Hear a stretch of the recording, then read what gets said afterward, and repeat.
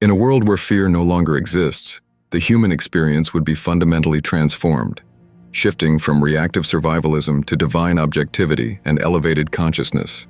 Without fear, there would be no emotional reflex to protect the ego, no anxiety about how one is perceived, and no shame in being wrong. Criticism would be approached not as a personal attack, but as an opportunity for reflection. People would no longer internalize harsh words or recoil in defensiveness. Instead, they would calmly assess feedback for truth, value, or irrelevance.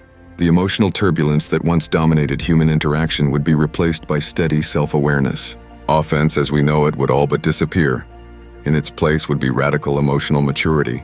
Individuals would no longer interpret disagreement or correction as rejection, but as data, something to observe, understand, and integrate if useful. Hurt feelings would not spiral into resentment or conflict. Even if a statement carried negative energy, the listener would remain centered, asking, "Is this true? What does this reveal?" Rather than react with wounded pride, people would respond with curiosity, grace, or silence.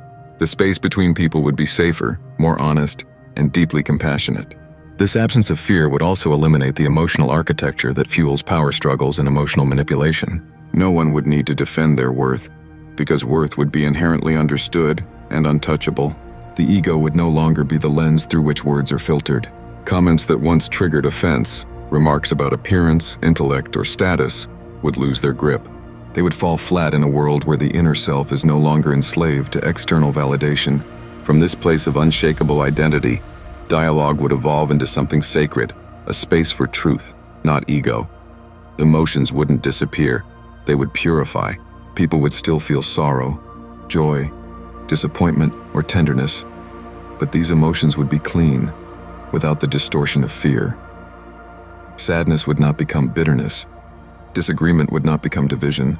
The emotional body would no longer serve the ego's defense system, but the soul's evolution. Criticism, even when poorly delivered, would be received through the lens of growth. And when correction was needed, it would be given with love, not condescension. Human connection would no longer be about proving, protecting, or pleasing.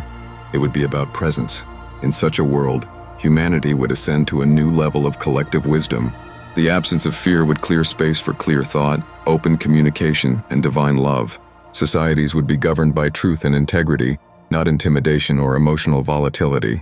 From interpersonal relationships to global diplomacy, discourse would be driven by clarity and intention, not emotional reactivity. Without fear, we would not only become better listeners, we would become more compassionate truth-tellers. And in this, the world would not become colder, but infinitely warmer, wiser, and more whole. TNT Initiative, our race's universal hope.